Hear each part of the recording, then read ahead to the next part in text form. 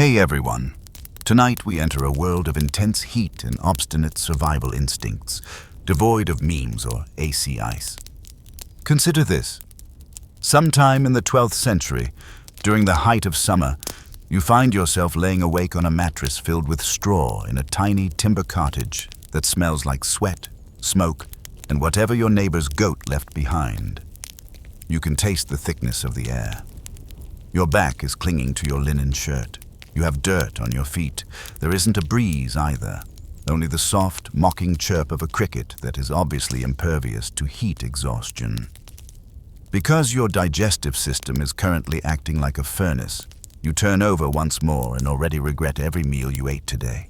And to your astonishment, the single window you have is as big as a loaf of bread. Your neighbor's cooking fire causes it to let in more smoke than air. You briefly question whether you could catch fire while you're asleep. The reality: unless you know some of the strategies the natives employed in the past, you're unlikely to make it through this. Please take a moment to like and subscribe to the video before you settle in, but only if you truly like what I do here. Additionally, please specify your location and local time in the comments section. Seeing who's up with us tonight would be amazing. Now, turn down the lights and perhaps turn on a fan to create a gentle background hum, and let's take it slow as we embark on our journey tonight. To keep the gnats off your face, you draw the scratchy linen sheet over your head, not for warmth, of course. The village is quite silent outside. The majority of animals are too intelligent to move around in this heat. You're not very fortunate. To acquire water before it gets too hot to think clearly, you still need to get up around sunrise. Furthermore, being too hot is not only uncomfortable in this world, it is fatal. The idea that heatwave royal weather data and progressively more frantic prayers make a coherent story is still up for debate among historians. The temperature rose, as in, boil your well hot. When your grain shrivels on the stalk and every last drop of water is murky and shared with livestock, it's the kind of heat that leads to starvation. The 1130s summer was cruel. In England, chroniclers described peasants collapsing in the middle of a plough and animals dropping dead in the fields. Harvests in France were so poor that desperate farmers attempted to plant crops at night when the air was cool enough to breathe. The abbey has whispered to you that birds began to fall from the sky. Not enough wind, too much sun. And no, the heavy, thick sky that won't rain isn't what you're picturing. It's divine punishment, according to your village priest. Most likely, someone kissed someone they shouldn't have kissed or stole something. However, you're beginning to think it's simply poor luck, or perhaps your home was constructed with no insulation, just waddle and daub, and by midday, the sun has turned the roof into a frying pan. You tried cooling off in the river, but last week someone saw leeches, and the shallows are now primarily warm. It also serves as a wallow for the local pigs. Not exactly the vibes of a spa day. I recall you trying to dig a hole in the garden so you could take a nap in the coolness below earth. Unfortunately, one of your neighbors believed you had died and almost buried you forever after the ants discovered you first. The nights, however, are the worst. Because you may at least appear useful throughout the day by carrying water, feeding goats, and gathering limp herbs that appear just as wretched as you. You just lie there at night, pondering and perspiring. Every mistake you've ever made is replayed in your mind, particularly the one where you exchanged your finest tunic for a refreshing concoction of crushed beetles and garlic. It didn't work. Spoiler alert. However, it did make you quite unpopular in the village sauna, which is what after 400 p.m. people refer to as the baker's lane. You've considered becoming a monk. They appear to be more resilient to heat. There's something about cold stone floors and celibacy, but nobody ever notices them in the middle of the afternoon. Perhaps they have a hidden ice chamber underground, or perhaps they simply take king-sized naps. One unusual remedy is to sleep with a damp cloth on your chest. In the village, an elderly woman swears by it. Additionally, she claims that drinking wine that has been boiled with lavender leaves chills the blood. Historians are unsure if that is wishful thinking or actual medication. You'll try anything now, honestly. except more insects. That traveling juggler who came through 2 weeks ago is another oddball. He said he was from the south, where people wear vinegar-soaked turbans to beat the heat and chew mint leaves. To sell your sister a dancing chicken was another of his attempts. Take that as a grain of salt. You're still learning, though. If you wet the ground a little before sunset, you've shifted your resting space closer to the dirt floor, cooler down there. If the pigs haven't strayed in, you've learnt to open the door for cross breeze shortly before sunrise. You've also come to terms with the fact that your armpits will constantly itch, your hair will always be wet, and your dreams will be filled with rivers. It's funny because you're not alone. In their huts, people from all over Europe, from the plains of Spain to the hills of Saxony, sweat, curse, and wish the sun would just stop. The sky is cursed by all of you. Perhaps that is a common suffering under a single, unrelenting orb. And yet, you live. That little green water is what you drink. Barley mash is consumed cold. You know that someday the winds will change, the rain will arrive, and someone will proclaim it a sign from God, so you take each step one at a time under the blazing blue. In the meantime, you switch your pillow back to the cool side and wait for a breeze that might or might not arrive. As you struggle through the sweltering heat of the late morning, you already lament that you were born before ceiling fans and air conditioners were invented. Like damp parchment, your tunic sticks to your back, and additionally, every step is like wading through hot porridge. Yes, you are trying your hand at fanning for dear life today, which is why you are holding a bunch of chicken feathers apologetically. Everyone in the Middle Ages understood that the sun was more than just a pretty ball. It was your worst enemy. Additionally, people simply referred to it as the dreadful summer plague season because the term heat wave had not yet been created. Or the devil's breath, which, let's face it, is rather true if they were feeling dramatic. You take a seat beneath the lean-to behind your hut and aim for the slender sliver of shadow that moves like a whimsy. Your cousin just proudly told you that lords pay real money for servants to wave these feathers back and forth for hours on end. There is a basket of feathers next to you. You don't believe it until you witness your neighbor's son using a palm frond to imitate the same move while receiving payment in gooseberry tarts. This no longer seems so beneath you. It turns into a game. In an effort to avoid stirring up too much dust, make slow, rhythmic waves that flick and go up and down. Up until a chicken pecks you on the ankle, you feel kind of like king. At that point, reality returns. According to historical accounts, trained attendants known as venteurs were employed in certain aristocratic homes, particularly in warmer regions of Europe like southern Italy or Andalusia. Fashion obviously did not worry about thermorelation.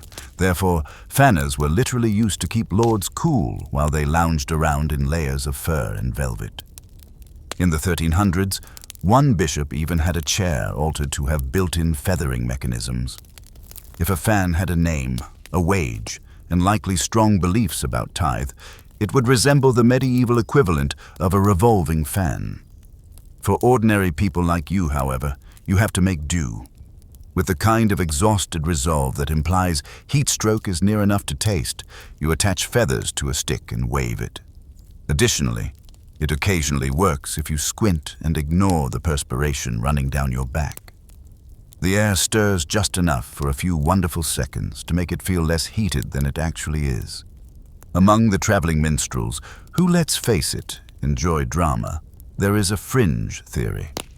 Some communities organized fanning contests during periods of extreme heat, according to more than accurate claims. Competitors flailed wildly in an attempt to discover who could stay upright the longest. The victor received bragging rights in the neighborhood and a jug of cider. Though it explains the old story about fan-footed Francis and the summer of humiliation, no documented records attest to this. Your armpits tell you that this is not a joking affair, and you chuckle at the concept before the breeze stops. The wealthier households are on full display at the market, flaunting their hired breeze makers. As you pass a noblewoman, two young pages alternately fan her, her face powdered like a ghost. her cheeks redder than truth, and she is shaded by a parasol. They are switching shifts every 15 minutes, as you can see. There must be union regulations. Meanwhile, you're thinking of getting a second bundle of chicken feathers, one for each hand. You mean to double the airflow. Whether these fanning techniques were merely social theater or truly successful is still up for debate among historians. Did it appear significant, or did it actually calm you down? Given that heat in medieval Europe was frequently dry and uncomfortable, one expert speculates that air movement may have provided psychological relief more so than real temperature reduction. However, if psychological alleviation means that your brain doesn't feel like it's melting through your ears, you'd take it any day. During the hot times, your grandmother used to remark, "Wind is the breath of the saints." As lovely as it sounds, it doesn't help when your younger cousin is the sole saint blowing air your way, and he recently gave up to chase a frog. Someone is always experimenting with a new technique nearby. As an ancient Roman trick, one neighbor slaps mint leaves over her forehead after wrapping them in a damp handkerchief. Another is hanging a damp bedsheet over his entryway, claiming it acts as a net to absorb the heat. He seems hopeful, but you don't know what it implies. By midday, you've taken cover inside. Like laser beams, the sun shines through the wall, and the floor sends heat upward like a dragon that hasn't been properly trained. Using the feather fan with deliberate, almost ceremonial grace, you sprawl out flat on your belly arms. The motion is mesmerizing. You begin referring to the feathers as Baroness Pluckington and Sir Breeze Dame Goose. Your brain is that fried. Even the bees are slow outside. A horse appears to be thinking about retiring as it rests beneath a tree. Additionally, someone has constructed a crude sun cover in the town square from wagon wheels and old cloaks. You think about going with them, but then you realize that the shade smells like wet wool and goat. You're not fighting this battle alone. To withstand the heat, people have been fluttering, fanning, and fermenting a variety of ideas from Bohemia to Burgundy. A Spanish monastery once forbade outdoor prayer in July, according to a papal scribe, for fear that the brothers would fall apart like spoilt chickens. For the joy of 5 moist minutes, peasants in Provence would plunge their garments in the river and then dress and stroll around like squishy ghosts, according to another account. Nevertheless, everyone manages to get through it somehow. You do what you have to do, whether it's joyfully or dryly. You wait, you flap, you fan, you dream of winter. The temperature drops just enough later in the evening to give you hope when the sun finally disappears behind the treetops. Once more, you sit outside with your cousin, passing the feather bundle back and forth. There's a rhythm to it now, a sort of quiet agreement we both enjoy, although you two don't talk much because you're too hot for chit-chat. We make it through, we don't yell, and the air moves for a second. From the hilltop abbey, the bell chimes softly. Waves of heat twisted its melody, sliding off the fields like sheets of ghosts. The sound is hardly audible. It doesn't matter. Your legs are too sunburnt. You have cracked lips. Additionally, the sensation of your tongue is similar to a piece of wool that was left in the fireplace. However, a rumor is circulating, and it has enough potential to keep you going. There's a spring open again, and a holy well too, supposedly sanctified by a saint who used water so cold it damaged your teeth to healed travelers. So you're off. Of course, you are not alone.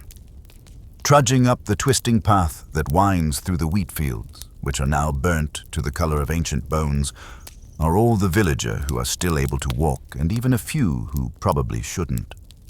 Sweaty pilgrims and grumbling grandmothers with bundles of herbs and waxy images are all around you.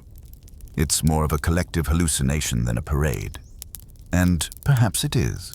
But a miracle begins to seem rather plausible when it's 97 degrees outside and your only alternative is to spend another night on a sweat-soaked mattress. A gnarled elm provides shade for the well, which is situated beneath a decaying stone arch. The local legend states that when Saint Theodoric pounded the earth here with his staff, water erupted to save his dying donkey. Nobody knows exactly why the donkey needed to be saved, but it is now considered sacred. The episode is even depicted in a primitive artwork in the local chapel, where the donkey appears oddly arrogant. Along with others, you kneel and dip your fingers into the water. It's awesome. It's definitely better than what's been pouring out of your rain barrel recently, but it's neither frigid nor magical. In a sing-along voice, a younger monk describes how the spring has been dry for years and has only recently reappeared, while the older one serves glasses to the sick and aged. Perhaps because of your combined piety, he says with a hopeful smile. Whether these miracle wells were simply sophisticated hydrology or spiritual hotspots is still up for debate among historians. According to others, in order to increase attendance and faith, monks covertly kept underground shrines and opened them during difficult times. Some claim that the unexpected resurgence of a spring was just a fortunate change in the water table. However, there is no denying that these sacred wells were actual locations with actual devotees. Their waters were valued and prayed over. However, this well is more than just water. It's a theater. It's optimism. For the price of muddy feet and a blistered walk, it's a story you can believe in. A woman passes out. Someone uses a piece of parchment to fan her. Red-faced, another pilgrim believed the water had healed him. 2 goats run away from the surrounding bushes as his shoulder starts yelling praises. Whether it's heat delirium or heavenly healing, you can't tell, but the mood lifts. Even though glass is pricey and most people use recycled wine flasks, the more pious among you wait in queue to get a vial of water for emergencies. Others soak pieces of cloth for their children back home or apply the moisture to their temples. With a grin so wide you can't help but laugh. You see one man dip his entire hat into the well and clap it over his head. The man with the wooden foot comes next. He said that simply being close to the sea helped his other toes feel better. Perhaps fringe, but nobody disputes it. This is necessary for all of you. You begin to consider the larger picture. Severe heat doesn't just cause wells to disappear and rivers to dry up. It causes starvation, rot, and plague. 3 summers like this have left your hamlet with half-empty granaries and anxious tax collectors in just the last 10 years. Their hooves are splitting from walking on dry ground, and even the cows are giving up their milk. July may convince you to believe in miracles if you didn't before you survived. You wet your feet while you sit on the spring's edge. The soles of your feet chill for the first time in weeks as the mud squelches between your toes in a nice way. You take a deep breath. The scent of dried dung and burnt hay still permeates the air, but there's also a mossy sweetness. Water, actual water, altering everything it comes into contact with.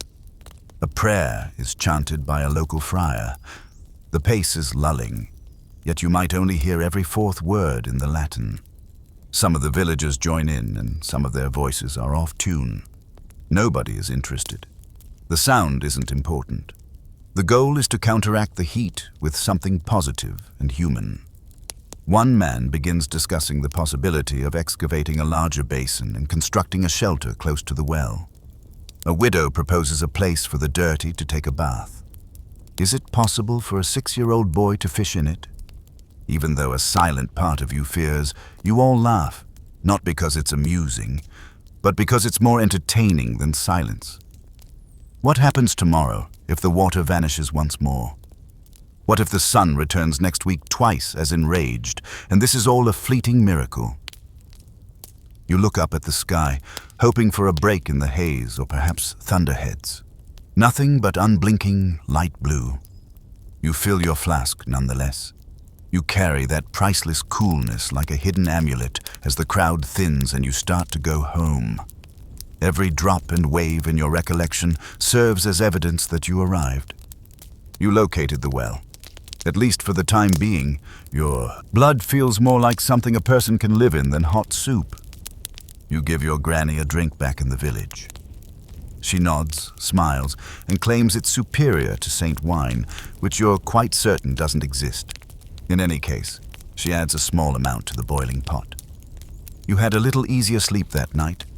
You still have filthy feet. You still have hair on your neck. However, your dreams are full of cool shadows, flowing streams, and a haloed donkey. The sound of flies swarming over a broken clay jug wakes you up. Inside, the water is once more warm. What other option do you have now? So you take a sip anyhow. Ritual is more important than staying hydrated. It's not enough, despite what you tell yourself. Not for very long. Around lunchtime, when the last of the rain barrels are completely dry, the truth hits the hardest. The hens have nowhere to peck at, not even a puddle. Leaning over with a rope bucket that bangs on bare stone, you attempt to entice a few drips from the ancient well. Nothing. Not even the splashing sound. Only echoes, as if the well itself has forgotten the sound of water.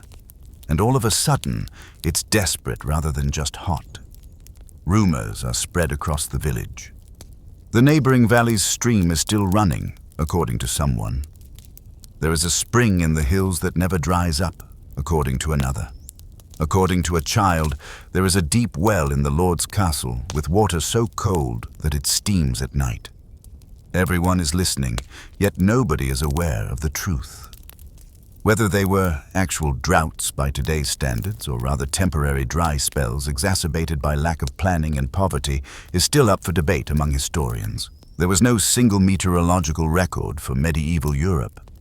Instead, there were sporadic letters and monastic chronicles that occasionally used the same terminology for famines and wars to describe dry summers and dead crops.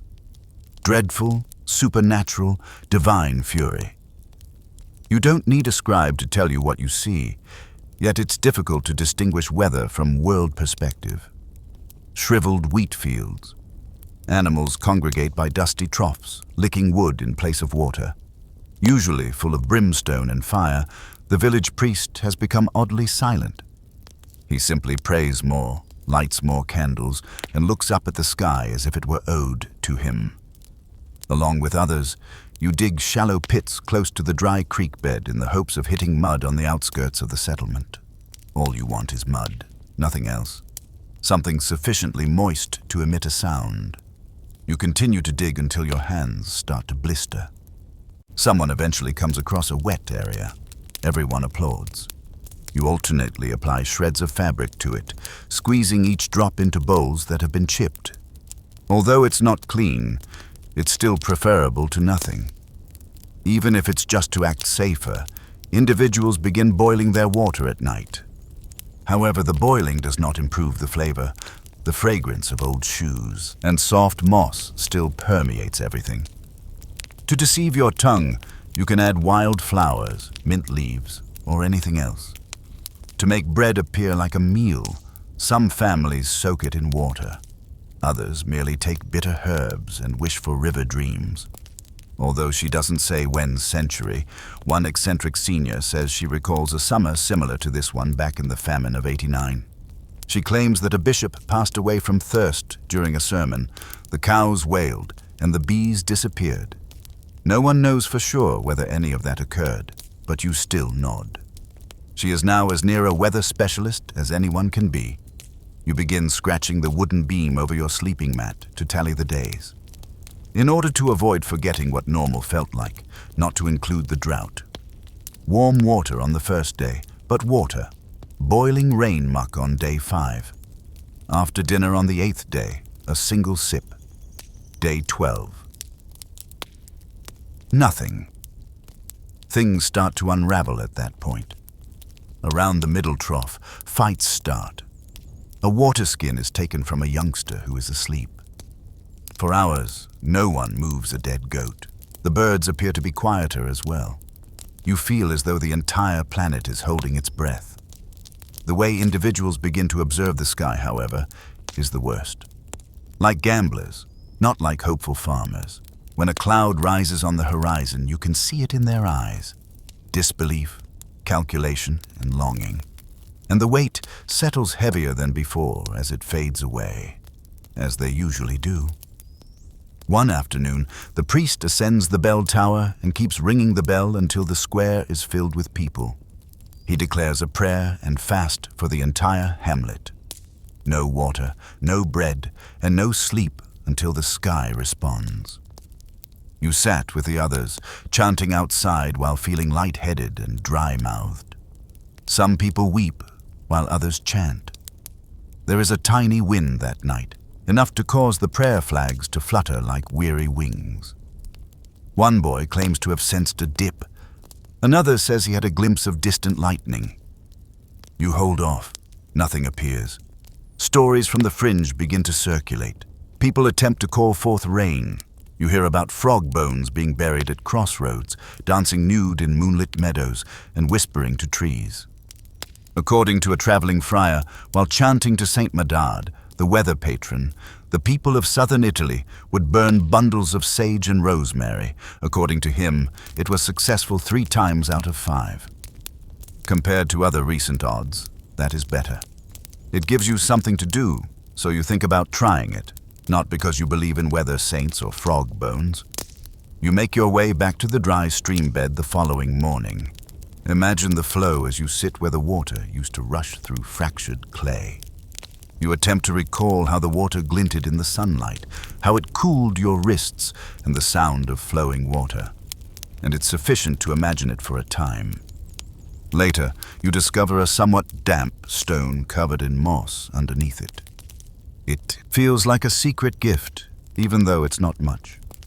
You close your eyes, press your sleeve against it, and hold it to your cheek. You make it through another day. You've exhausted both your thoughts and your humiliation by this point. Someone claimed that cow poo acts as sunscreen, so you're kneeling behind the barn and using your bare hands to gather it up. You haven't even tried it before. Yesterday, you witnessed your neighbor doing it. He's the same guy who previously slept with a duck in an attempt to treat his gout. Credibility is hence malleable. Is it still dire times? You thinly and gently spread the cow dung over your arms and shoulders, just like you would smear bad luck. It soon dries in the sun, forming a flaky, broken armor that smells like all the things you wish you had never done. A few flies buzz like critics as they pursue you. Oddly enough, though, the heat no longer feels as intense. In contrast, the stench was truly heroic. Whether this succeeded or if it was just another folk belief resulting from dehydration and sheer desperation is still up for debate among historians.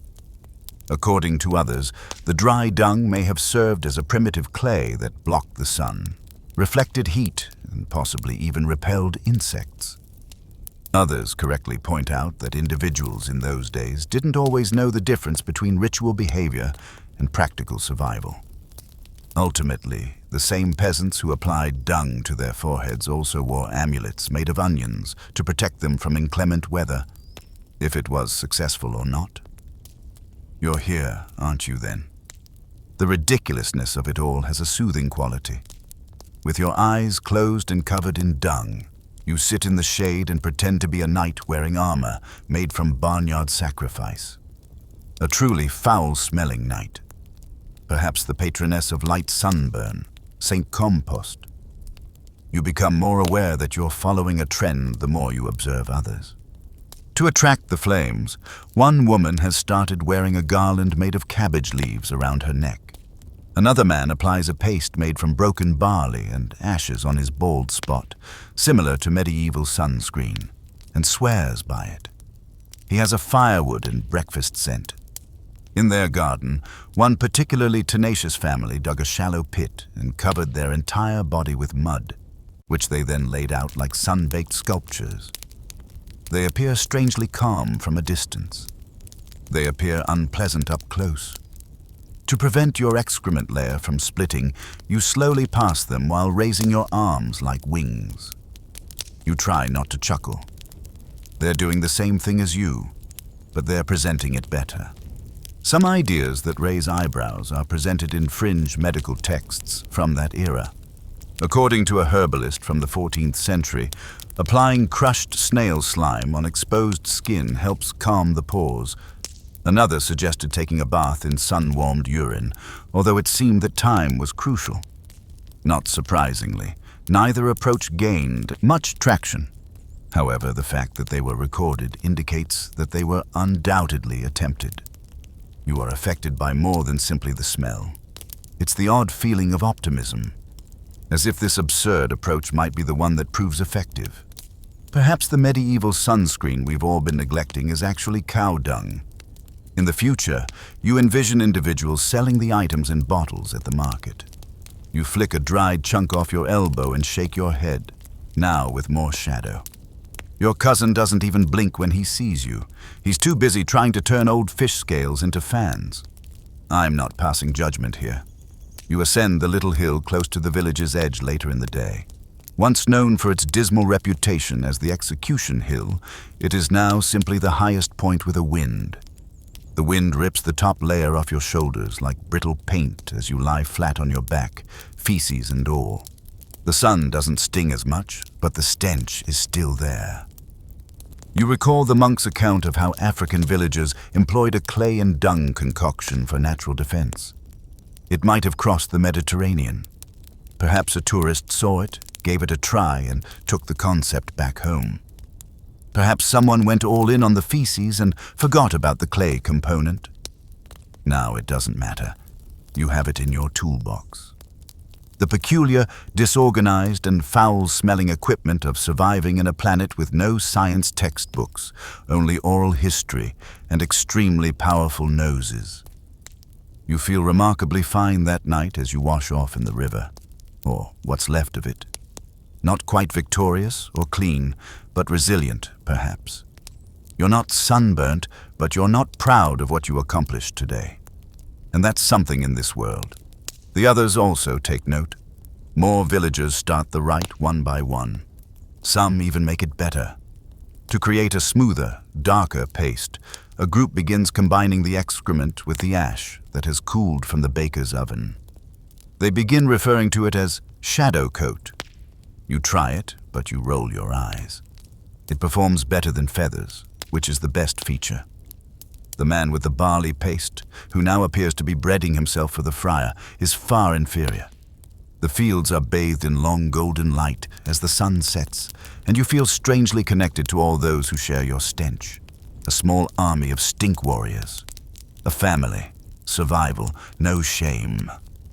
You will either attempt something new or not tomorrow. Perhaps you will intensify this approach. Who knows? You have enough excrement to prevent your arms from crisping like salted pork, along with time, heat, and creativity. The rooster no longer even crows. He may have melted. He is not to fault. Wearing the same sweat-stained linen you slept in, you stumble out of your hut. Because fresh is really a fantasy at this point, like well-behaved nobility or dragons. Like a second layer of damp skin, your tunic sticks to you. You grunt dramatically as you rip it off. Enter the small courtyard and take a moment to yourself. Even before breakfast, the sun is already acting like a tyrant in the sky. You're attempting something daring, even radical today. You'll be wearing less. It should be clear, right? Less clothing means less heat, not here in the village. Modesty is more than simply a virtue here. It's almost like a sport. To go to confession, people will dress in 3 layers, but you're done with being a jerk. You put on a neckcloth and a basic linen shift, leaving your arms and legs largely exposed. You appear obscene, even scandalous. You sigh so loudly that a geese starts 3 fences down, and then the glances begin. A breeze ghosts over your skin. Initially, your aunt wrinkles her nose as if you brought a dead rat into the church. The blacksmith then gapes openly as if he has never seen knees before, even if, in all honesty, he may not. Before anyone can go into a sermon, you murmur something about ventilation and leave. Historians continue to debate whether the medieval obsession with concealment was a real phenomenon or merely a framing by chroniclers. Both extremes are depicted in artwork from the era, field workers wearing short tunics and no pants, and devout peasants buried in cloth. The response appears to vary depending on the area, time of year, and presence of spectators. However, one thing is evident. Excessive skin exposure might easily become a matter of concern for everyone. When you arrive to the village square, several courageous people have already adopted such survival strategies. One boy has a highly determined appearance and only wears a belt. Although it obviously breathes better, a woman has hacked her clothing into something that would embarrass a nun. A bucket of water is carried by the shirtless old miller, who pours it over his head every hour and challenges anyone to speak up. Nevertheless, in this town, rumors spread more quickly than rain. Word gets to the priest by noon, and he gives an impassioned statement from the steps of the chapel.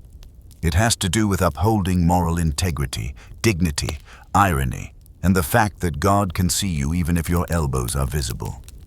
You're unsure if you should feel honored or offended, or perhaps both. You throw a shawl over your shoulders and creep into the darkness. You're feeling like cooked turnip because the sun has become a weapon, not because you're guilty. There are limits to even linen. A traveling trader from the Far East tells you about one fringe practice. According to him, people dress in flowing, loose clothing that traps air and produces a natural wind. It sounds absurd at first. More heat, more fabric. To illustrate, however, he waves a robe that swells like a ship's sail. It is indeed at least 10 degrees colder when you enter his tent. You almost pop the question right away. You start to reconsider your approach. Perhaps allowing the air to circulate is more important than exposing less flesh. You discover an old, large tunic while searching through storage that afternoon. Wear it over nothing at all. Tighten it loosely at the waist and cut slits in the sides. All of a sudden, you feel more like a revolutionary with airflow than a sweaty peasant. The other peasants pay attention. Some people steal your design. Others tighten their grip on tradition as though embarrassment itself can soothe them. One man murmurs something about absorbing sin while completely clad in black robes. In an hour, he passes out. You urge that he reconsider his beliefs and offer him a sip of water. Resistance still exists. A council meeting is called by the village elder. Indeed, an entire meeting discussed growing immodesty during these difficult times. As he recounts a list of dress violations this week, you sit through it with your arms crossed and perspiration running down your back, thighs, armpits, and ankles. Each one makes him gasp as if it were a plague. There's silence. Then a few claps. Then someone fans themselves with their bonnet and murmurs, "Well, she's not wrong." That night, you lie half naked on the rooftop, watching the stars come out one by one. You stand up firmly and courteously and say, "I'd rather live indecently than die properly dressed." You're not by yourself. 5 or more other residents have also started camping on rooftops. It's breezier, cooler, and perhaps even a little more liberated up here. Although some people still complain about it, more and more people are choosing comfort over dignity. And not negatively, in the manner that we wish to live. You even hear of group sewing sessions, mending old clothes, cutting vents, and replacing bulkier materials with thin linen pieces that were found somewhere. One woman creates a tiny side business by mending heat-resistant tunics from leftover curtain material and flour sacks. She refers to them as breeze robes. You purchase 2 even though you laugh. It's kind of funny. Everything becomes intolerable due to the heat. It also rips things back, including your neighbors, your house, and your body. Presences, pride, and expectations. Everyone becomes more apparent to you. They may also notice you. Your intent, not simply your skin. You must adjust in order to live and breathe. You've never felt more human, to be honest. In search of shade, you duck into the small alley behind the baker's house. However, you enter a furnace rather than a place of relief. You may fry an egg on the heated stones beneath your feet. Like a wool blanket left over the village, the air between the buildings simply sits there, heavy and still. The way cities and towns, even small ones like yours, imprison heat like irate gods in stone prisons is the part about which no one warns you. Every narrow alley, every slate roof, and every cobbled street simply bakes and then retains that heat as if it were personal. Your garments feel like they've bonded with your spine before you've even reached the oven. The 1347 edition of Urban Heat Islands. Even if you're not familiar with the word, you live in one. Whether medieval cities saw the same type of localized temperature surges as modern cities is still up for debate among historians. Back ago, there were fewer roads and stone structures, but there was also much less ventilation. Soot-stained walls, narrow lanes, and densely populated houses. The purpose of everything in your universe is to block the wind, not to allow it to enter. And it's showing now in this hot wave that's breaking records. With a flowery cloth in hand, the baker wipes perspiration from his brow as he leaves his home. He gives you a nod and murmurs, "Hotter than the devil's porridge today." You return the gesture and avoid his doorway, where the high heat from the stone hearth is enough to burn your eyebrows. You once believed that during a heat wave, the market square was the worst place to be. You are aware of its arrival now, sweat and quiet, surrounded by buildings with no tree or wind. And the scream every now and again when someone touches the door of the smithy's iron handle. It's more than simply discomfort, though. It transforms individuals. Tempers rise. Arguments start over nothing. Whose goat get the final shade? Which kid stepped on someone's herbs? These days, you watch it happen every day. Fights that are not supposed to be fights. After years of sharing harvests, neighbors are suddenly attacking one another like drought-stricken chickens. In addition to the heat, the air feels tense. According to some, the buildings make people cruel. That even friends become threats when crammed together in the heat. Some believe it's the cacophony, the incessant hum of steaming pots, groaning carts, and panting dogs. With so much going on around you, it's impossible to think clearly. In his journal, one friar notes that during the hottest months, entire neighborhoods in places like Paris or Cologne were hostile. Demons were accused by street preachers. Doctors blamed poor air quality. Locals simply placed blame on one another. You duck into a shady alcove where the walls form a throat-like curvature. It stinks like mildew and wet bread, but it's a little colder. Still, you sit. Someone above you almost burns a passing dog with a pail of wash water. Down the alley, the dog yells, twists, and vanishes. A youngster giggles as they peek out the window. You let out a sigh. Your town's stones were not designed for summers like this, but they were intended to last forever, and they most likely will. It is impossible to kneel on the cathedral steps during prayer without getting your knees burned because they get so hot. Not because of the fire, but because the air gets too thick to breathe, the forge chimney must be closed by noon. You begin to stay farther to the side. Any place where air can flow, including fields, streams, and woodland trails. Unless it's absolutely necessary, you start to steer clear of errands that take you into the center of the village. You discover which buildings emit the least amount of heat and which corners remain shaded for the longest. You roam the town like a robber in the middle of the day, constantly looking for the next area where you can breathe. A fringe theory begins to spread. Some people believe that some structures are cursed and contain heat due to past transgressions. The east wing of the abbey, the tanner's home, and the old granary. The priest is forced to bless the structures with holy water and a moist towel, since the rumors become so powerful. When the water hisses on the stone as if it were frying something, you stop laughing, even though you're trying not to. You believe it more and more every day after you hear someone say, "The devil doesn't live in fire, he lives in stone." The fall follows. Slow and steady, nothing spectacular. The elderly start permanently residing indoors. On his way to the market, a young man passes out. A fever that doesn't go away strikes a baby. According to the midwife, souls are being trapped by the heat. Though lyrical, it is nonetheless accurate.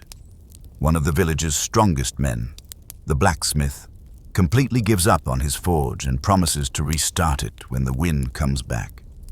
He simply carves spoons while sitting shirtless in a basin of water until then. You ask him how he's doing. You start to notice indications of adaptability when he says, "Never been searing fire with fire." Someone hangs sail-like linen shades over the alley. With leftover lime, a group begins painting rooftops in the hopes that some of the sun will be reflected by the lighter hue. With a hint of medieval style, it's basic climate science. However, timing is the best technique. You modify your day. Dawn is when errands are run. The food is chilly. Talks are brief. Everything else awaits nightfall, and you go back to the roofs at night. Heat continues to radiate beneath you like a dying beast as you lie flat on the tiles. However, the stars above you gleam like crystals of ice. Additionally, you may practically picture wind if you lie motionless. Nearly. You awaken to the distinct clink of glass jars and the sound of footsteps crunching on gravel. The son of your neighbor darts by with what appears to be a bucket filled with snow. Snow. You blink. You're running after him down the alley now. Heat and incredulity cause your head to get foggy as barefoot dust kicks up between your toes. You pursue him like a hungry cat to the scent of roasted fish as he dashes through a cellar door behind the scrib's house. There is a slight dip in the air inside. It's not cool, but at least it's dark. As your eyes adjust, you see that it is cushioned in broken porcelain pots and stuffed in straw wrapped in thick hessian. Real snow. Just enough to create a little mound that is gradually turning into slush. You still feel as though you've wandered into a medieval-style freezer aisle in heaven. With a proud smile, your neighbor extends a little wooden spoon. He has created a treat, a beautiful scoop of snow with rose water and honey sprinkled over it. "Try it," he murmurs, as though speaking too loudly may cause the snow to melt too quickly. You do. It tastes like dream scent and is cold and sweet. You're very certain that appreciation makes your soul hiccup. This ice cream is medieval, in a way. Historians are aware that early frozen delicacies, frequently created with snow and sweet flavorings, were enjoyed by the wealthy and powerful, especially in the Islamic caliphates and subsequently in Renaissance Italy. However, the concept of cooling something down for enjoyment was there even in medieval Europe, particularly if you lived close to mountains or had the resources and slaves to collect snow from far-off summits. You improvised if you didn't. In order to retain pieces of ice for the summer, residents in some areas constructed deep snow pits in the winter and covered them with straw and animal fat. It was difficult, it was uncommon, and it melted quickly. However, it did occur. Ice vendors were fiercely guarded and rationed by a few nobles and monks. Even the importation of snow from highland areas by mule caravan was reported in some documents. A monk described how snow miraculously arrived at his abbey in June, completely chilly like the grave. Even though your community isn't exactly a snow trading hub, someone has managed to accumulate a small stash, possibly that curiously quiet pharmacist. Word gets around. Soon, like bees swarming a bucket of syrup, half the village has gathered at the cellar door. Now there is a system. Each person should have 1 tablespoon, not a second. A child switches cloaks in an attempt to simulate a second round. Broke right away. It makes no difference. Everything changes with that 1 spoonful. It slides like silk down your throat, clean, cold, and nearly sacred. You relive the sensation of winter for a fleeting moment. The sting of snowball fights, your fingers going numb, and your breath billowing in the air. Even the way your nose used to run is something you miss. Nearly. Naturally, the snow doesn't last. An hour later, it's a puddle of soggy straw and lukewarm sweetness. However, the atmosphere it creates endures. Someone claims that a fringe story is factual. As a joke, a lord once buried his favorite jester in the snow. Just his legs protruded, and he was forgotten overnight. After surviving, the jester emerged the following morning, demanding cold compensation for cold service while chirping like a bird. You want it to be true whether it actually happened or not. You attempt to recreate the treat later. You put water droplets on rose petals in a tiny bowl and leave it in the shade. Then, to test whether it helps, you smash some rock salt around it.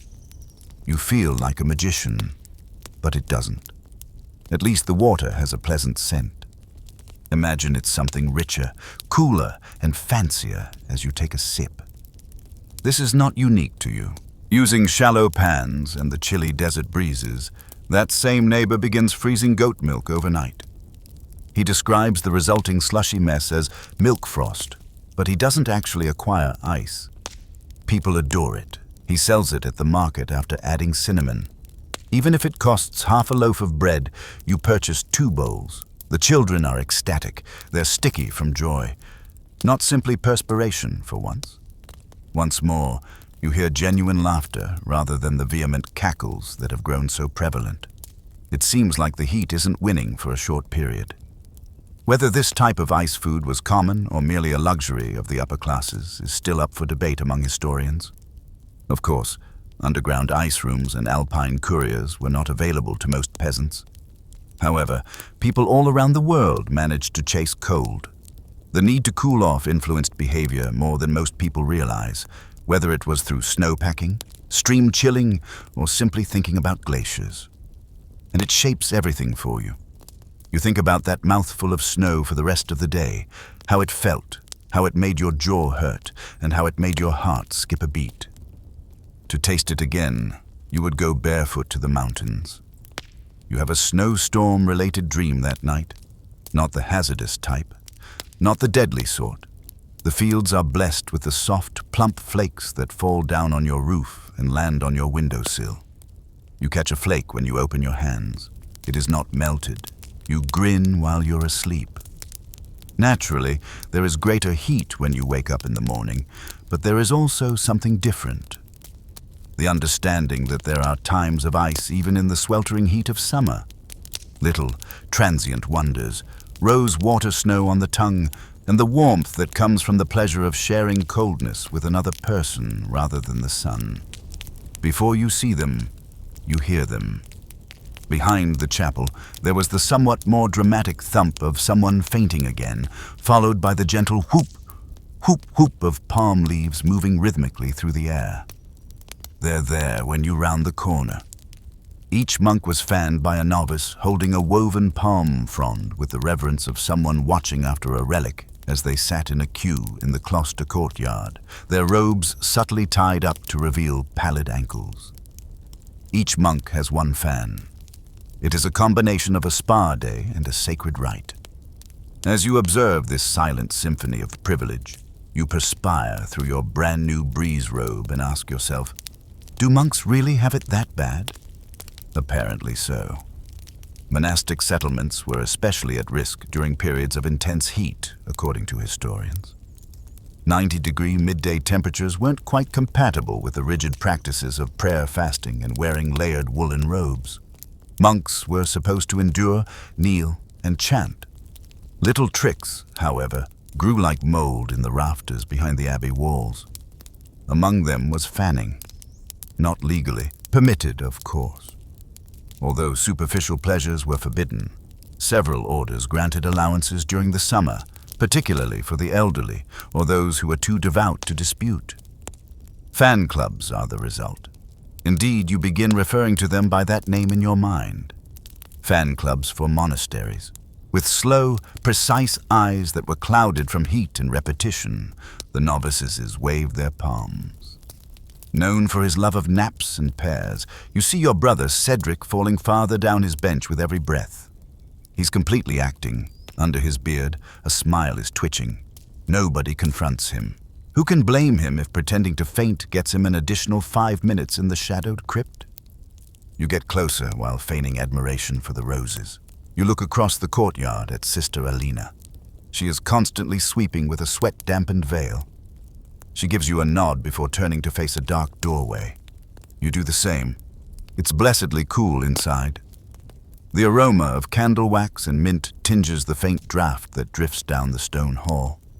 In this manner, she murmurs, you follow her into a beautifully designed area that looks like a storage alcove. A ceramic jug of water, a tiny stool, and, most amazingly, your very own fan are all present. It is willow reed, not palm. You accept it. You make advantage of it. You nearly cry. Don't tell the abbot, she smiles. Suffering remains sacred to him. For a while, you sat together in friendly silence, passing the fan back and forth.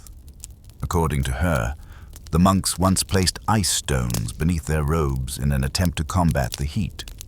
The person got a rash. They made another attempt. They now cover their heads with moist cloths while praying in the morning.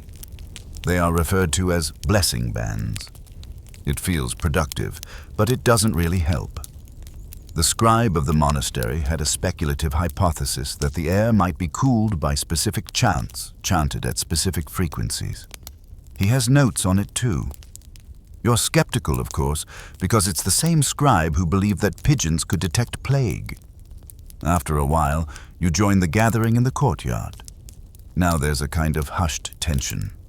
People have been snooping into the wine cellar to take naps on the chilly barrels. According to rumors, everyone looks sideways when Brother Lucian appears, strangely well rested, but no one mentions names. You mentally note that you should look into it. Sensing too much happiness, the abbot announces an additional hour of quiet meditation. Outside. It goes about as smoothly as you could anticipate. By the time the bell rings, Brother Cedric has moved into the rose hedge and claimed a vision, while two novices are dozing off against a fig tree. You assume that he simply followed the shade's scent. Monasteries have the peculiar quality of being calm, but not peaceful. Not when it's hot outside. The stone is useful. Indeed. High walls, chilly crypts, and sheltered cloisters. But even the most disciplined brains begin to show signs of weariness from the monotony, the duty, and the mere repetition of kneeling and rising, perspiring and praying. The fans can help with it, but it's not just the tools. The breeze tunnels, reed mats, and fronds are real, but the concept of fanning, the justification for taking a break, remaining motionless guilt-free, and feigning love when it's actually survival. You attempt to fit in with the routine. You volunteer to run errands to the cold crypt and sweep to fill the water jars. Sister Alina has established a sort of fanning rotation, giving responsibilities to the one who appears the most flushed, as you find out. It's not formally recognized. It is superior to official. A monk gives out a tip before waving, wet the fan itself. As the mist strikes your skin, it cools. Revolutionary. You give it a shot. You go too far. It works, but now you smell like rosemary and swamp water. You inquire as to whether fanning is permitted during prayer. God prefers us alive, he says. Even the abbot welcomes a fan, though he obviously disagrees. Delivered at the end of the day with a hint of latent revolt and a great deal of humility. You've gained a lot of knowledge by the time the sun sets. The art of fanning is considered sacred. Second, everyone in the monastery is capable of stealing heat. The finest naps are the 3 crypt naps. You return home with a sense of relief, a faint chill, and an unexpected appreciation for a group of silent, perspiring conspirators dressed in brown robes. You leave your willow fan leaning lightly against the stone when you stop by Sister Alina's door. A farewell, a thank you, and an implicit commitment. You'll bring her a scoop of milk frost tomorrow. You have no intention of sleeping on the roof of the castle. It just sort of occurs. You are attempting to escape the body heat of 3 snoring cousins who are crammed into your cabin like wet firewood while you are leaning against the cool outer wall. The next, you're heaving yourself up onto the parapet with all the grace of a boiled turnip while climbing a rope that's attached to a fig tree. This place is cooler, better, but not cold. At least there's breeze, but the stone still radiates the day's heat. A steady, gentle breeze that smells of dry moss and baked thyme. You sigh so loudly that an owl nearby takes offense and wings off with an angry squawk as you stretch out across the flat expanse cheek, pressed to the roof tile. Of course, this isn't precisely permitted, but times of desperation. Furthermore, you're not alone. People are spread across the rooftops like lizards sunning in reverse. Cloaks are used as blankets, bread bags are used as pillows, and a bottle of weak cider is passed between two laughing sisters who undoubtedly buy the steward's attention. Nowadays, it's more than just survival. There is a tendency. The crazy part comes next. It's functioning. The heat lets go up here under the wide sky. You're able to breathe again. You can reconsider. You even chuckle when a nobleman's hat falls into someone's soup after falling from a neighboring tower. It's another question why they were eating soup in this weather. Historians observe that during the hottest months, people slept outside more frequently, not simply in merchant courtyards or rural fields, but also on roofs, battlements, and even hofts. Ordinances to avoid accidental descent, a very polite way of expressing falling off and dying, are described in some city documents. You're making a concerted effort to avoid becoming a statistic. It's difficult not to wonder, though, if anyone has ever jumped from one of these rooftops while they were asleep. You recall the story of the little duke who, during a particularly horrible heat wave, fell clean off a parapet, landed in a wagon of dung, and survived only to wake up believing he had died and gone to hell. He was left uncorrected for 2 whole days. Fun times. You try to settle in while wedging your pack beneath your hip. The silence is unexpected. Down below, there is only the gentle rustle of dry grass and the odd creak of the timbers as the castle gently cools like bread left out overnight.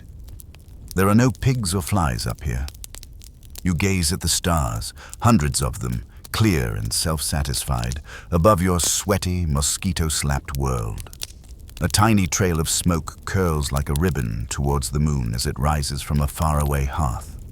You inhale it as though it were chilly mist. Someone begins to snore somewhere along the wall. The intervals between breaths are counted. There is a pause of 15-20, followed by a yelp and laughs. A wasp's nest has been rolled into by someone. The market will be talking about that for days. Naturally, this movement has practically reached new heights thanks to the fringe crowd. You've heard stories about a commune that constructed whole houses on rooftops for summer usage. Hanging hammocks created from pilfered fishing nets, thatched lean-tos, and even cooling tunnels constructed from clay pots stacked to form wind channels. According to the local elder, it's insane. Innovative, you say. You've also heard of a recluse who spends the entire summer months in the bell tower, only coming down for news and goat cheese. He says the altitude helps him think clearly. You have a suspicion that it merely keeps his feet dry. However, the stories are the best part of rooftop nights. Talking is the only thing to do while everyone is lying next to each other like sardines under the stars. The tiles are filled with whispers, bad poetry, dreams, and rumors. One of the girls sings lullabies that she claims were inherited from the frost giants. Another talks about a lake that is so frigid that your voice freezes in mid-shout. You also share a story about the milk frost, the fainting monk, the dung armor that worked, and the snow treat from last week.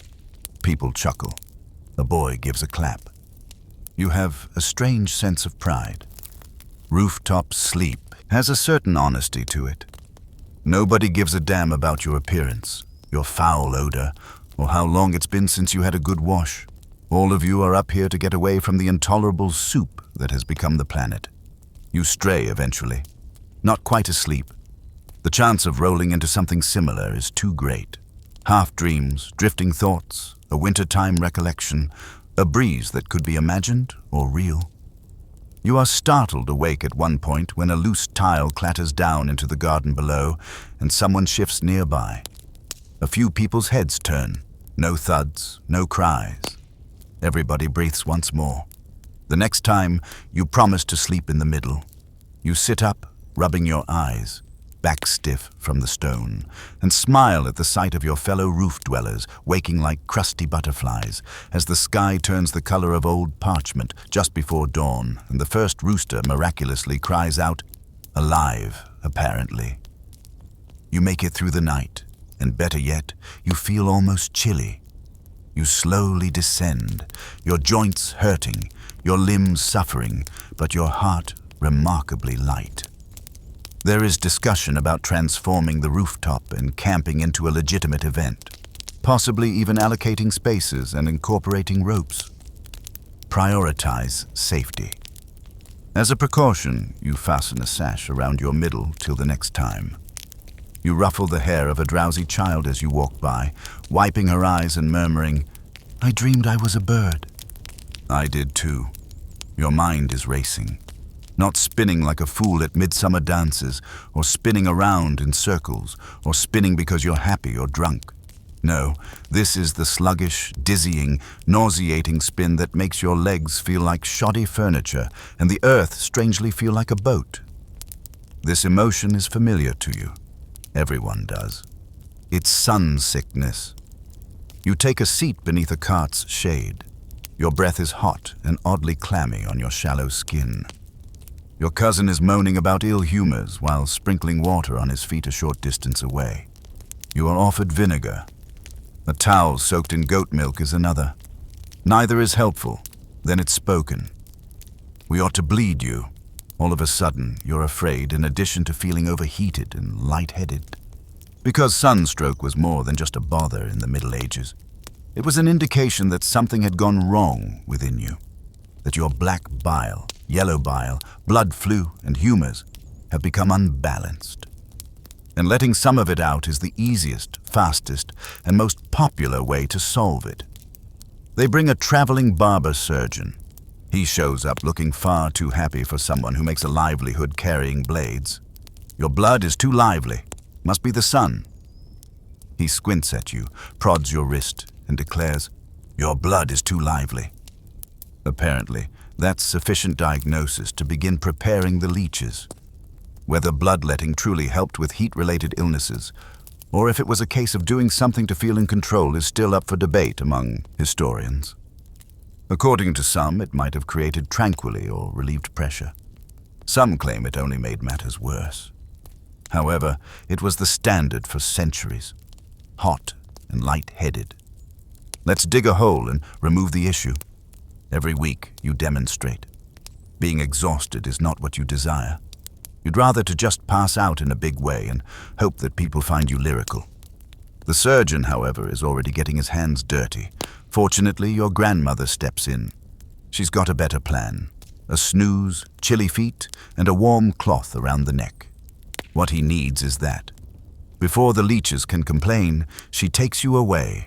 You find yourself partially covered in wet linen, on a pallet in the shade, with a subtle scent of garlic and mint. It's not perfect, but it's better than losing your summer spirit. Not everyone is as fortunate. A merchant's son was twice bled following a dizzy episode, you learn later.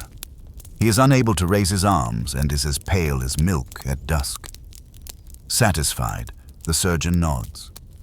He's recovered from the fever. You don't know if it's completely accurate or if it simply ran out of blood to swim in, but there's no doubting it.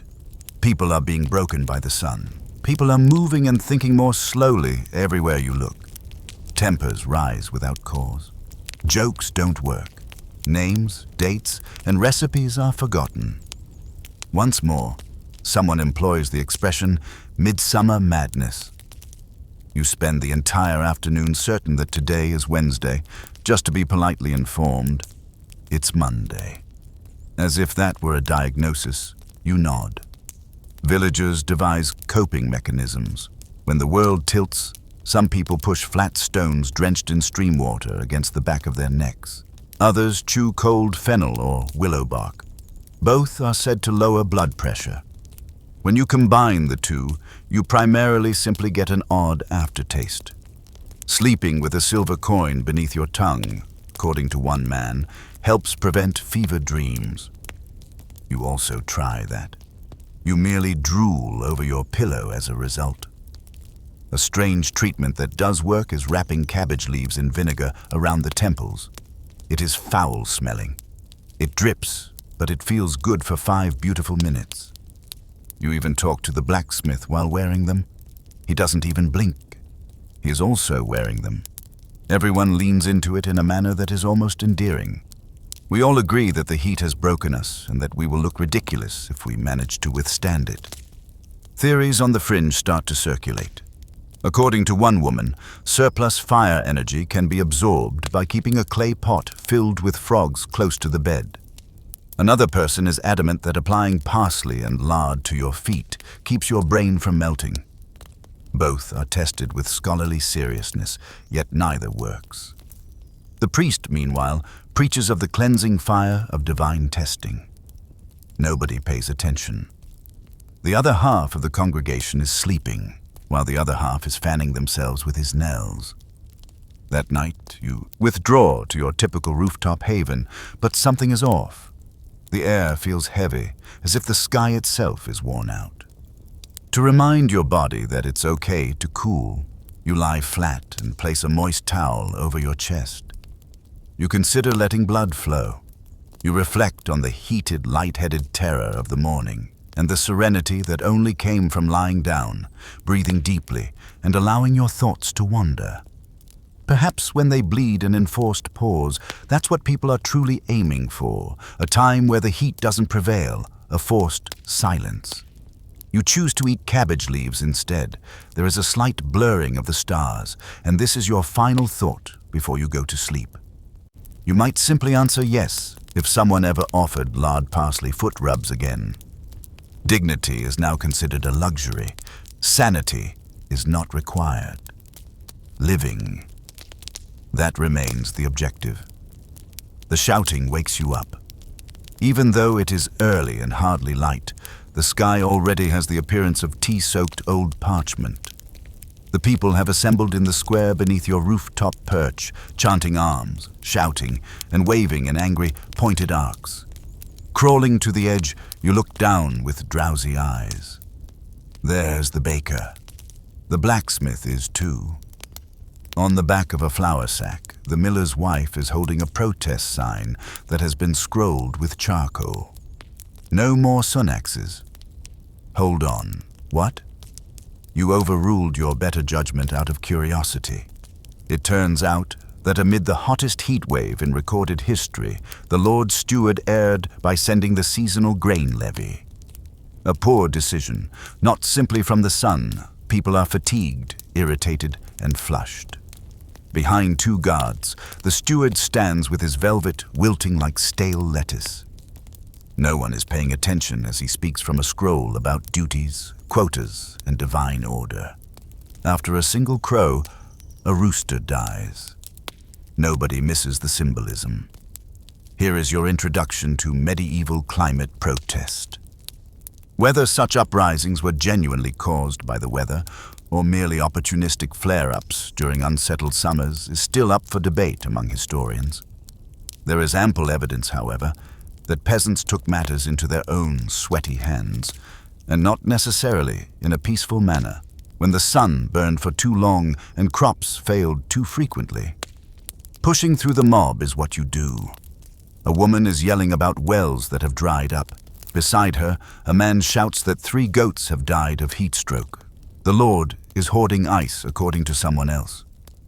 He isn't. However, the picture is amusing.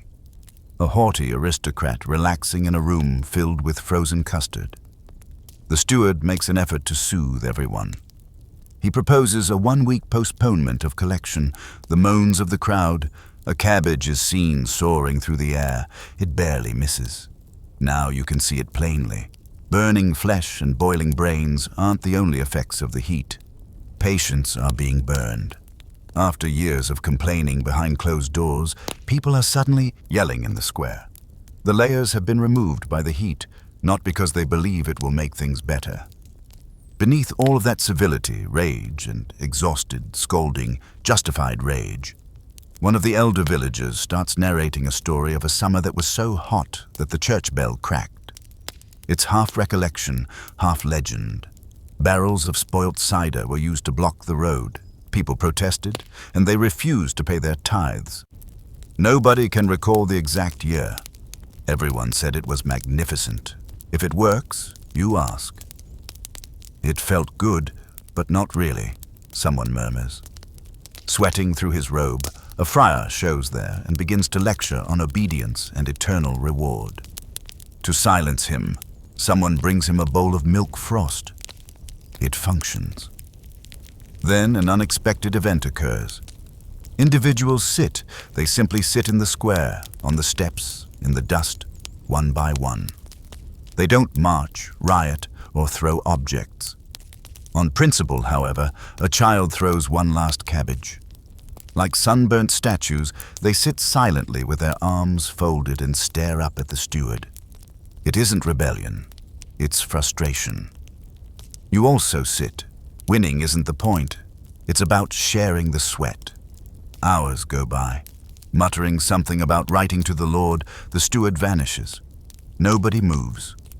After a while, warm cider and bread crusts are passed around. You chew, you take a drink, you make it through. You also speak. About the wilting of the crops, the death of the shade trees. Even the water has become brown and slow.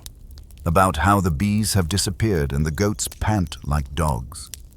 About how nobody wants to acknowledge that this isn't normal, even though everyone knows it is. This isn't typical, you say. A few nods, followed by more. You share with them what you overheard the abbey monks documenting 3 consecutive drought summers.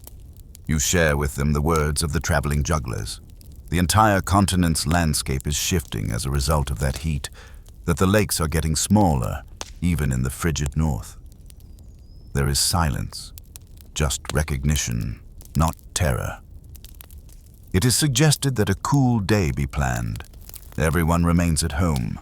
Rest, no work, no taxes, not quite a blow. It's more like group survival.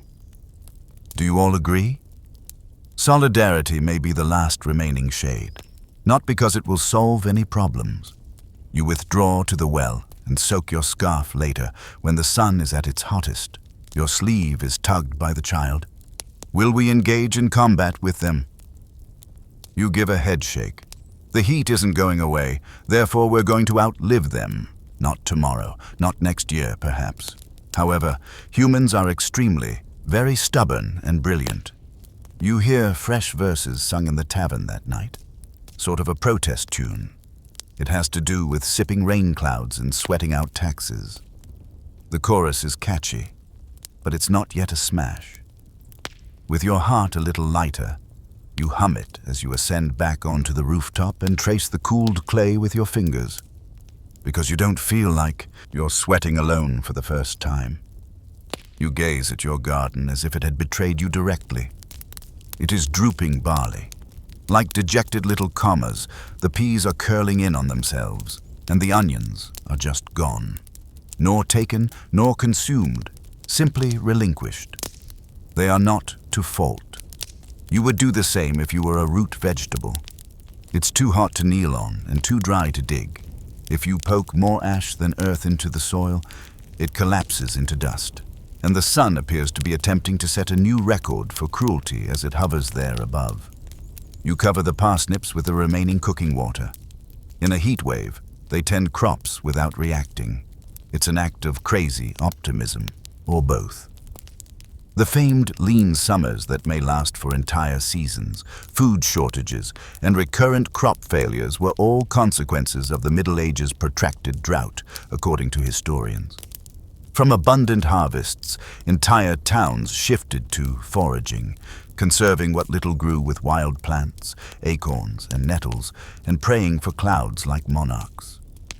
You're getting close, but not quite there yet. You walk to the little meadow behind the shed where the blacksmith works. Others are already there, standing like moorers at dawn over their schemes. The moon was in the wrong phase when the peas were planted, someone murmurs. The heat isn't natural, according to another, who also claims that it's a punishment for stealing apples from the priest's tree. You softly roll your eyes, but when everything else fails, it's difficult to refute the superstitions. A woman along the path says she only plants when the moon is full. The only person with cucumbers visible is her. You gaze at them as if they were forbidden. She simply shrugs. She taps her temple and adds, "Lunar rhythm." You give a nod, as though that clarifies anything. In this weather, fringe agricultural theories are flourishing, singing to the roots, painting pebbles red, planting at starlight, then concealing them beneath the dirt to deceive the sun.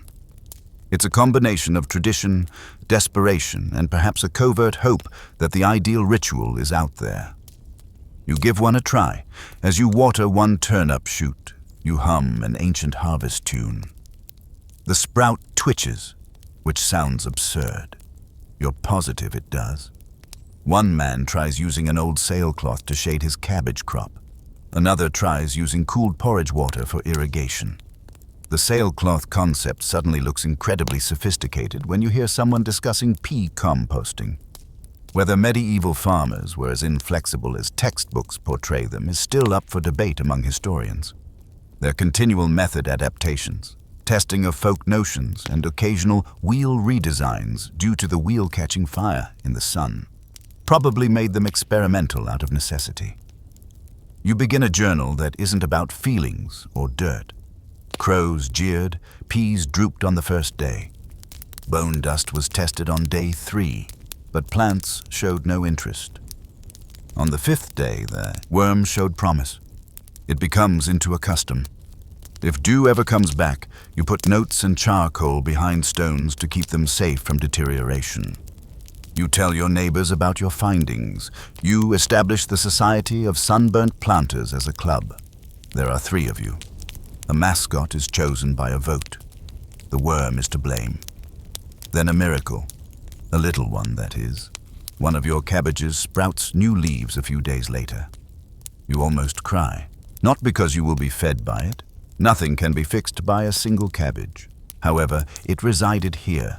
You call it Bernard. Everybody comes to see Bernard. He turns into a leafy, steamy prophet, a beacon and a symbol. The moon gardener even gives a respectful nod. You return to your field with a newfound resolve. The roots can no longer withstand it since you don't dig as deeply. You water in the shade early. You use Bernard's composted trimmings as fertilizer, sing poorly, and whisper encouraging words. Nothing else works. So you try everything, and in some way, that turns becomes its own solace. For shade, one child attempts to grow beans in an old shoe. To drip moisture gently, another person fills clay pots with water and buries them next to the roots. Even fish scales are strung up to entice cold spirits. The fact that it sparkles makes you feel 5% better, but it doesn't help. Not all of your garden is lost, but the majority is. You take turns naming your surviving plants while you sit with the others beside the cooling cabbages at night and pass a jar of carrot wine. Sir Wiltot, the courageous, and Lady Lettuce Parsley are present. A younger girl murmurs that she murmured a secret into the dirt and witnessed one sprout bloom. You give it a shot. Your favorite wintertime memory is whispered. As soup steamed from the bowl, your fingertips were covered in snow breath. You feel better even when the plant doesn't bloom. The council decides at the end of the week to cease crop tax collection until the following rainy season. Just maths, not out of charity. Nothing remains to gather. In any case, it feels like a win. You turn to look at Bernard. Like you, he's clinging on. Long before you believe the narrative, you hear it. A lake has gone bad down in the valley, past the burnt-out grove and the old mill. It hasn't dried up too much. Some claim that the fish are boiling, floating, or dying. Their bellies flipped like little white flags of surrender, cooked by the sun. When you hear that, you chuckle. Fish is boiled. What comes next? Frogs that breathe fire. Then you leave, though. Even the bees buzz less confidently as you pass the wilting hedge on the dusty path. Like you, A few other villages believe that skeptics must see. You anticipate exaggeration as you climb the final hill. Rumor has it that several deceased fish choked on algae. Then you catch a whiff. The air tastes bitter and sour, like spoiled broth. The lake itself has barely returned, but it is shallow, smaller, and shimmering with something other than light. Like steam, an odd haze clings to it. With your hand over your nose, you approach the edge. Fish, there they are. Dozens, some half sunk, some bloated, some crisp around the edges like pancakes that have been overcooked. The water bubbles in spots that are uncomfortably close to boiling, but not quite. Your fingertips dip. It's warm. Not warm as a bath. Not warm as soup.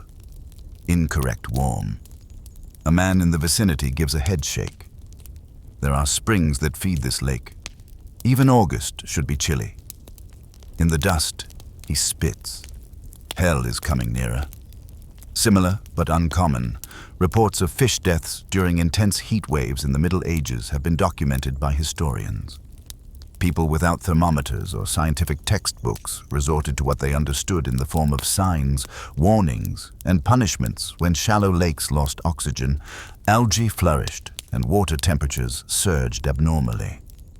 A friar advances with his hands raised in the air. It's no accident. He declares the divine retribution for our transgressions. Our conceit, and our search for something dreadful. We slept on our rooftop. The impulse to roll your eyes is resisted. Seldom. The audience twitches. Some give serious nods.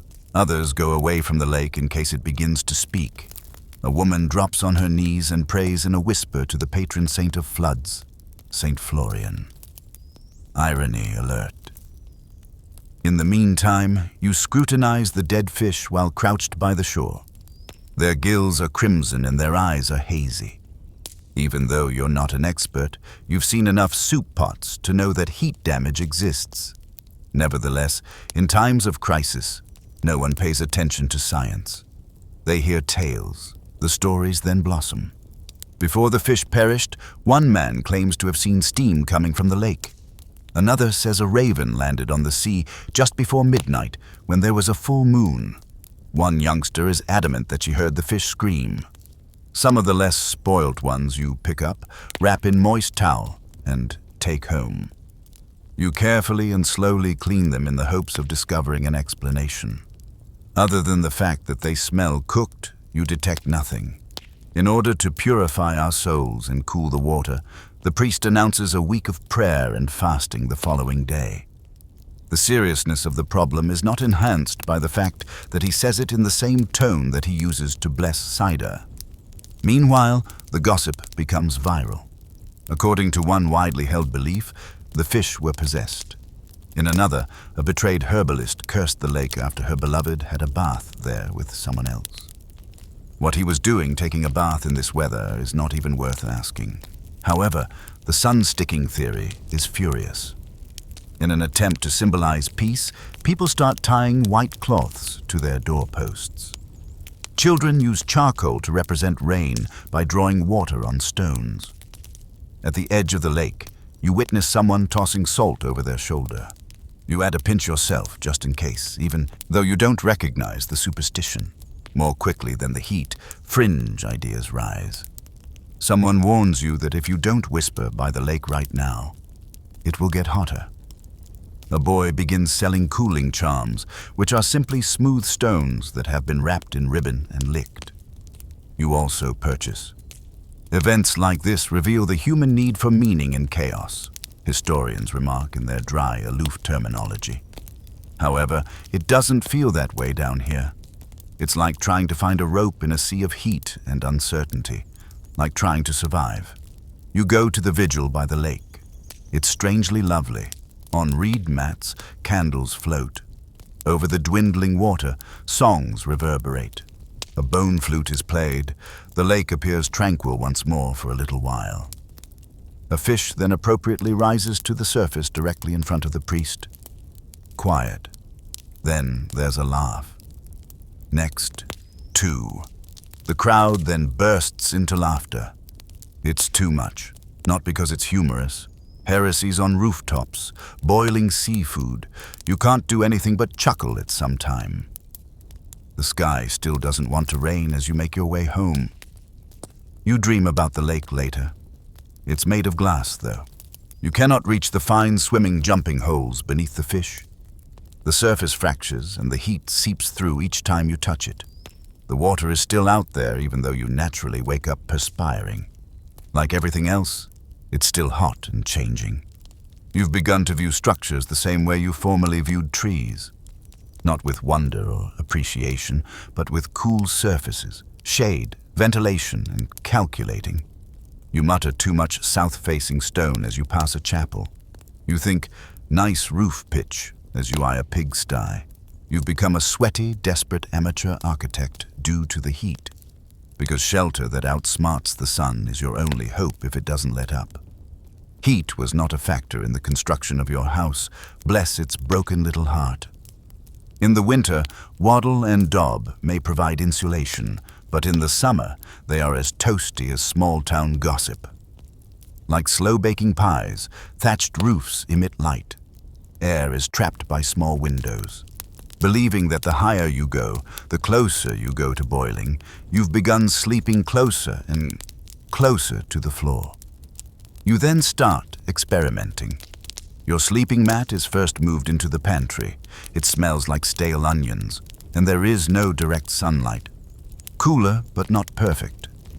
To attract the breeze, an old merchant's method is to place moist cloths over the entryway. It's referred to as witchcraft by your neighbor. It's better than fainting, you say. Finally, you pay a visit to the abbey, but not for prayer. The official explanation is that. You study the architecture instead, and it's actually cool. Heat is reflected rather than absorbed by the thick light stone walls. Despite their narrowness, the arched windows are positioned to allow for optimal airflow. Hot air is directed upward and away from the body by barred ceilings.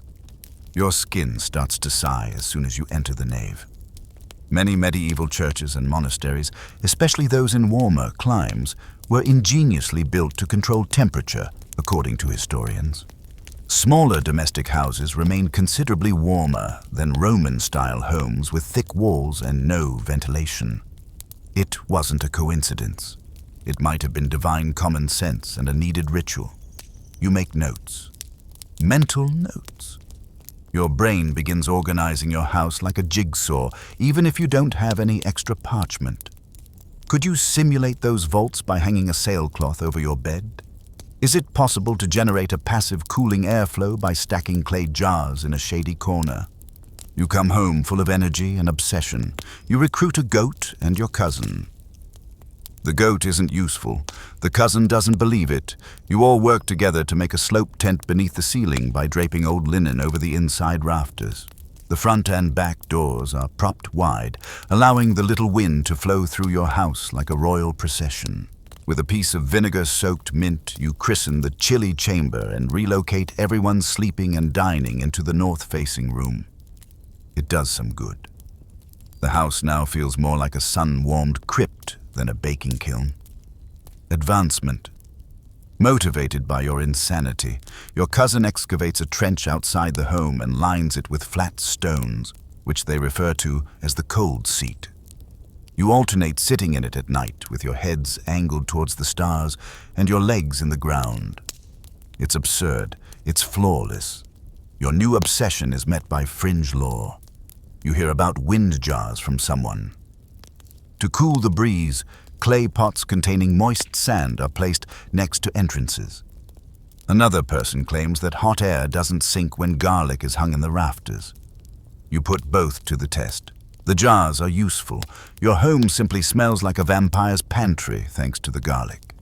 The lane's baker goes to sleep in his cellar.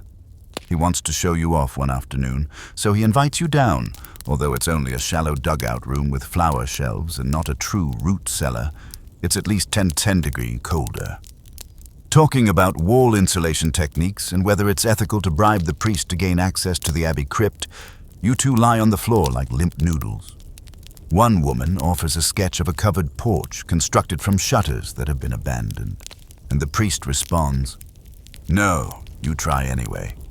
You begin holding cooling councils, impromptu neighborhood meetings under the fig tree to swap tips on surviving. Another explains how she is using diluted whitewash to paint her rooftop in order to reflect sunlight. It leaks. She claims it works, but it flakes. At last, someone says it. Simply put, we ought to construct differently. The phrase "hang there" means more than adapt or change. Why are the houses all constructed similarly? Why are there no courtyards inside? No outdoor cooking areas? No purpose-built rooftop sleeping platforms? Instead, then following tradition, why not design for wind, shade, and survival? This era may be considered pre-modern by historians, but it seems more prehensible to you. You walk past the miller's house that night and pause. He has constructed something. He has a temporary tent in his garden. It has an open side, a cloth roof, and a little ditch excavated around it to catch cool night air. His family is seated in a circle inside, enjoying cold stew while idly stroking one another. They appear at ease. You enter. You take a seat. You let out a sigh. Nowadays, it's more than just surviving. It's about improving your quality of life despite the heat. Reclaiming comfort as something you deserve rather than something you want for is the goal. And you smile when you crawl into your chamber draped in linens that night. Because perhaps, just possibly, you're creating something that will withstand the heat. A relic, a saint's ribbon, carried all the way from the shore in a velvet-lined box is the reason the chapel is full, not a feast day or a sermon worth getting up for. Just being close to it is said to reduce fevers. Or perhaps it simply has a lavender scent. In any case, you're here, looking at the line that encircles the nave and perspiring through your second-best tunic. You are not alone in your desperation. People are using prayer books to fan themselves. The stone floor has children sleeping on it. A jar of spoilt milk was offered by someone, declaring that this is the holy rib of Saint Avida, the patroness of healing. The priest takes the stage, and those suffering from burning, which may indicate fever, may indicate brimstone. Choosing to take it literally is your choice. The relic is placed on the altar by him. Like one weary beast, the mob lets out a breath. Curious, you take a step closer. Curious, but not precisely faithful.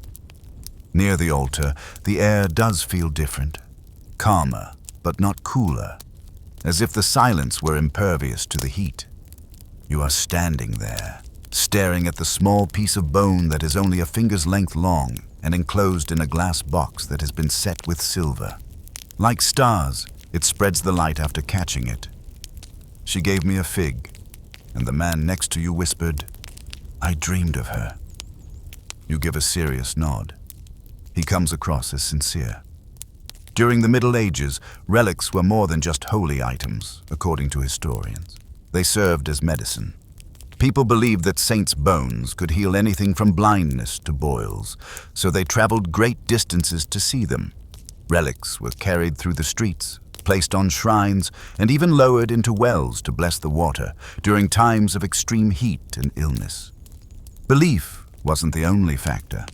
It was about taking action, feeling like you were making a difference, and confronting the sun, an unseen but oppressive foe. The priest starts a litany, describing the illness, the quiet, and the words, "I see you. I am not helpless." You mouth the words, letting the beat guide you, even though you're not quite sure what you're saying. Beside you, a woman sobs quietly. The Rabbone doesn't take any overt action. Everyone remains, despite the absence of heavenly breezes and light bursts. With their heads drooping like burnt tulips, several people doze off in the seats. Others must have gone numb from kneeling for a long time. A kid tries to lick the case made of glass. They gently reroute him. An hour later, you go. The heat outside is unbearable. You instantly regret squinting up at the white sky. Your feet hurt. Your head is calm, but your skin is buzzing. It's quieter than in days. You question why. In contrast to you, the saints survived this heat. The majority of them were too preoccupied with fasting or martying themselves into ecstasy. Nevertheless, it is consoling to know that someone endured enough hardship to be remembered. That perhaps there is purpose to your pain as well. A local relic, the finger of Saint Emeria, is said to have once turned cold during a plague and was used to cool a feverish baby in the holy city of Tours, according to a folk tale. This cannot be verified by anyone. The finger is no longer there. However, the tale persists. Instead of gathering rocks or bones, you begin gathering your own artifacts. You select a smooth, palm-sized one from the coolest location every day. At night, you place them in a line near your sleeping mat and put your face against them. You give them the names Our Lady of the Riverbank and St. Shady Blessed Pebble of the North Wall. It's absurd. It's flawless. Others soon follow suit. Before breakfast, your neighbor applies a therapeutic spoon to her temple and cools it in the well every morning. Someone else swears by a piece of wool that used to be part of her uncle's tunic. She claims that it never gets heated. It is worn by her as a bracelet. The idea of converting the chapel into a cooling sanctuary is even being discussed. During the hottest hours, people move in and out, lying silently on the stone floor in shifts. Fresh cucumbers and a pledge to donate all remaining milk frost are used to entice the priest, who is initially upset about the lack of piety. It turns like a ritual for you. You get up early, take a shower in the shade, put your relic in your sash, and then make your way to the chapel. You sit in silence. Sometimes you just exist among them without passing judgment, and other times you pray or take a nap. Perhaps the miracle is in that. The ribbon unites and draws you all together as a sweaty, slightly dizzy group of individuals just trying to breathe, not because it lights or heals. You're sitting outside the chapel steps one evening when you hear someone humming a song. It's merely a lullaby and not religious. Others join in. Lazy and low, the music rises like a song-made warm air. With your eyes closed and a relic stone in your hand, you recline. It's still too hot in the world. It doesn't feel as lonely tonight, though. The beer comes first. You spit it out as soon as you take a taste. It's hot, not warm, not tepid, as if someone boiled it with a candle and challenged you to savor it, not because it's gone bad, though that would be anticipated in this heat. You look at the equally horrified brewer. He puts his arm into the fermentation barrel while muttering something under his breath. He pulls it back a moment later, scorched.